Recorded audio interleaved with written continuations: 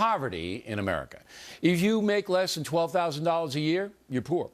Family of four brings in less than $23,000 a year, you're poor. 2008, the poverty rate in the USA was 13.2%. 2011, it's 15%, according to the Census Bureau. That same organization also put together what the poor have in their homes. Television, 96% of the poor have TV. Cell phone, 81%. Refrigerator, 98%. Air conditioner, 83%. Computer, 58%. Washer dryers, about 65% combined.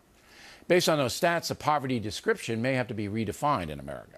Here now, Fox News anchor Geraldo Rivera. So first of all, you were raised in modest circumstances on Long Island. I had a better deal than you did. Your father was a cab driver and then a restaurant worker, right? Kitchen worker. But you didn't consider yourself poor, right? No, my dad never made more than 10 grand a year, and we consider ourselves solidly in the middle class. I think that has changed tremendously. I don't want to be the Grinch that stole Christmas, but it's one thing to be poor in India or even Mexico, and it's another thing to be poor, according to these statistics, in the United States. When you were being raised, did your home receive any government subsidies at all? Not that I know of. My family, until my dad finally reached the age of 65, never received any government stipend, as far as I know. It was considered very shameful. And he always worked, right? And in my neighborhood too, in Levittown, anybody who was on welfare or getting anything, they were kind of a pariah. They were people going like this.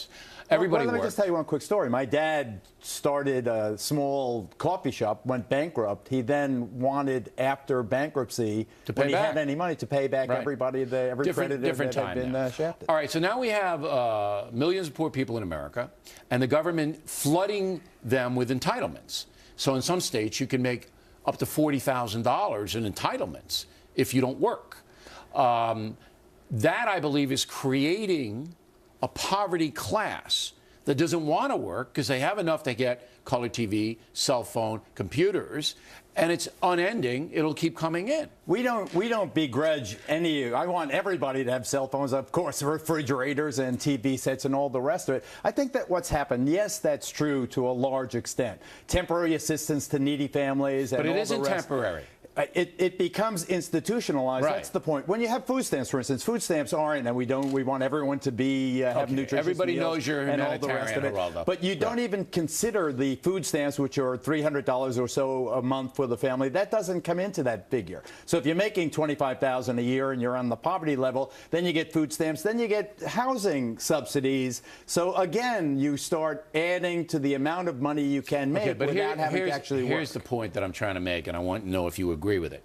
Not only all the things you say true, but you also get a check at the end of the year from the government when you file your tax return. You don't pay any federal tax, but they give you money coming back, all right, if you're under a certain income level. So you get a check.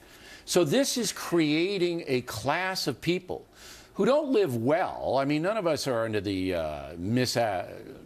none of us believe that poor people are living well, but they have the essentials, and they have some luxury items.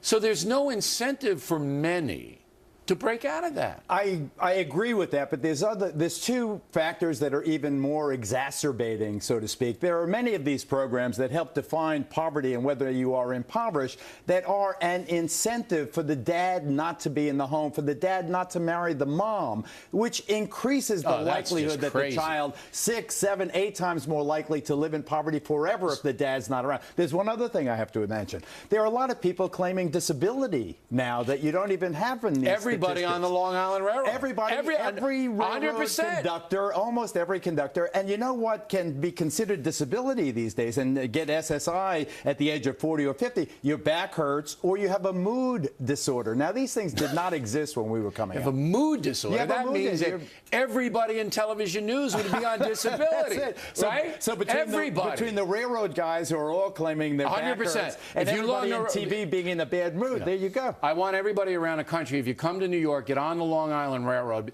and as soon as you get on it, you can file for disability and you'll just get say, poor baby. Right. Okay, so we're laughing about this, but I feel that this is really harming the nation. Number one, it's driving up the deficit to unsustainable proportions because the taxpayers have to fund the entitlements. And number two, some of the people, not all, but some of them are going, hey, you know what?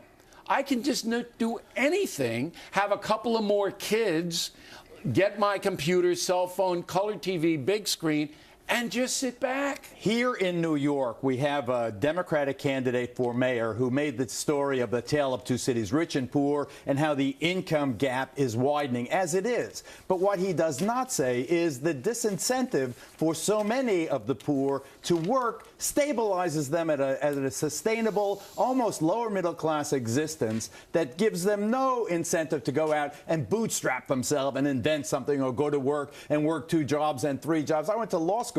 I worked 2 jobs all through law school. That was the way we did it back then. I think that there is, as you suggest, really a kind of an impulse where compassion has been overwhelmed by institutionalized kind of disability and entitlements. Right, because if you want to people. reform entitlements, and if you say the system's rotten, then you hate the poor.